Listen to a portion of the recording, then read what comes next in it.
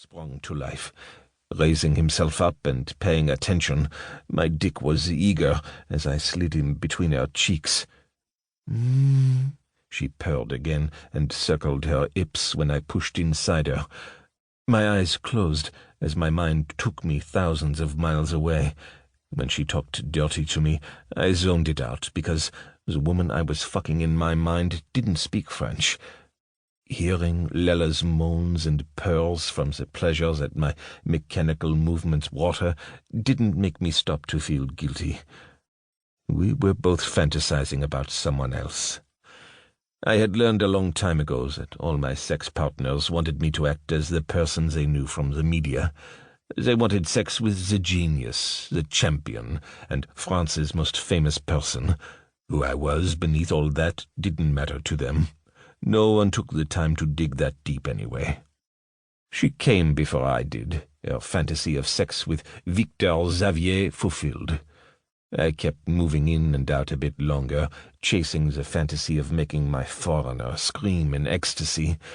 When I reached my release, the deep groan from my throat hid the name I muttered out through my teeth.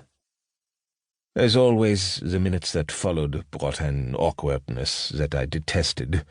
Lella offered me a tissue to clean myself.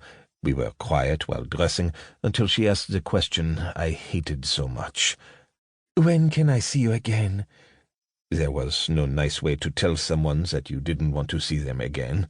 For years I had tried out different variations, but the disappointment of my sex partners was always the same. I have a one-time rule. "Why? Legally we're allowed 3 times. Didn't you like it?"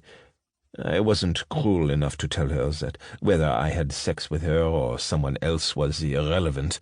She was a stranger to me. What had happened between us was a mechanical transaction between 2 people with physical needs. She took my silence for an answer. "You're serious?" "Yes."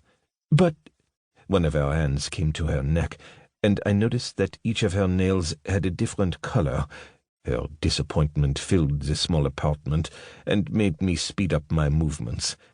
"It's just that I heard you're an amazing lover, and tonight was—" I waited for it, my mind guessing what words she would use to describe our encounter. Quick, disappointing, meaningless. "I mean, it felt amazing, and you're extremely sexy, but I just thought it would be—" Again she didn't finish her sentence. There was no need. She didn't have to put the obvious into words. I gave her a half-hearted smile and turned to open the door. "Wait, Victor!" My body tensed as I waited in the door opening. "What is it?"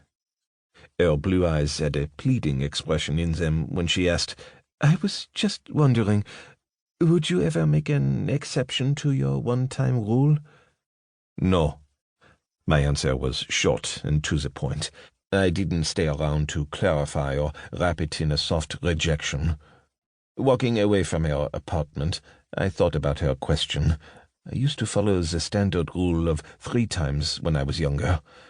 When did that stop? Would I ever make an exception? I sped up, taking longer strides, as if I could escape the unwanted answer in my mind. Yes, there was one woman I wouldn't mind sleeping with multiple times, a woman with an abundance of beauty, wit, and intelligence. Here I was, adored and loved by a whole nation, with women throwing themselves at my feet, and yet I tortured myself with fantasies about the most unattainable woman in the world. Freya Aurelius lived in the Northlands, a place where men controlled and dominated women. As the daughter of the ruler, she had a prominent role in the public, and was one of the 5 delegation members who represented her country at a yearly summit. The Northlands was a rich and beautiful country, with lots of forest and wild nature. The people there were strong and tall, but tragically stuck in the past. Instead of enjoying a variety of sexual partners, they chose one to marry and grow old with. We French people were the opposite.